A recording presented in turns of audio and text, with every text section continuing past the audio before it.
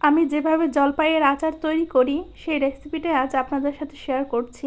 আমার বাসার সবাই এই আচারটি অনেক পছন্দ করে। ভাত বা খিচুড়ির সাথে এই আচারটি হলে একদম জমে যায়। আচারটা তৈরি করার জন্য আমি চুলায় একটি প্যান বসিয়ে দিয়েছি। এর মধ্যে দিচ্ছি 2 মগ পানি।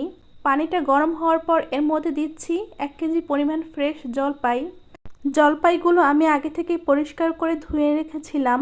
এখন ঢাকনা দিয়ে আমি 10 মিনিট জলপাইগুলো সেদ্ধ করে নেব।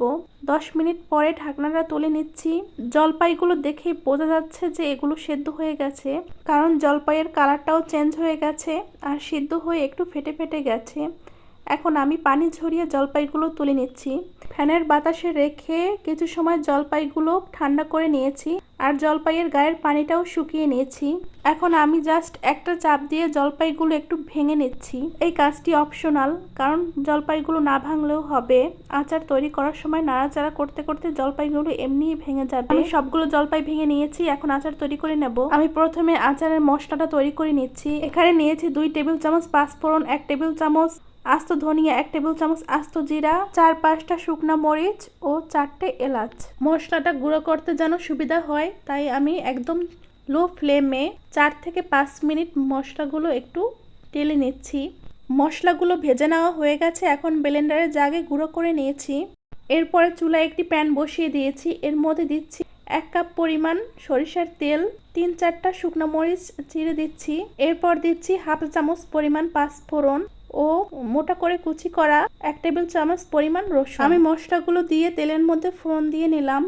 এখন মশলাগুলো তেলের মধ্যে একটু ভেজে নিচ্ছি। রসুনটা যখন ভাজা ভাজা হয়ে আসবে এই পর্যায়ে ম্যাশ করে রাখা জলপাইগুলো দিয়ে দিচ্ছি।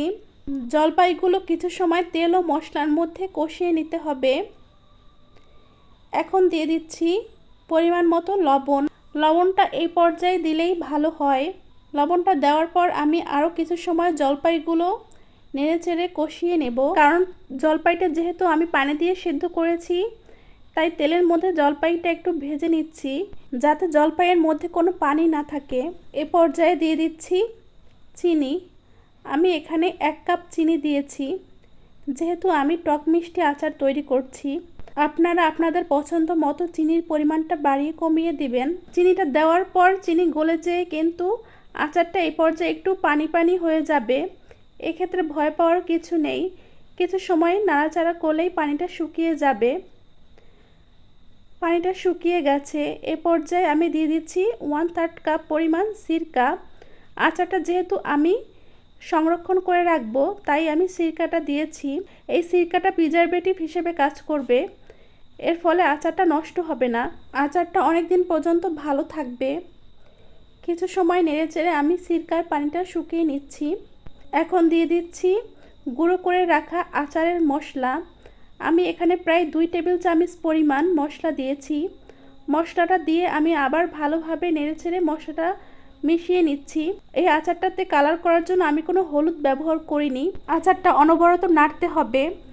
নাড়তে নাড়তে আচারটাতে এমনিতেই কালার চলে আসবে।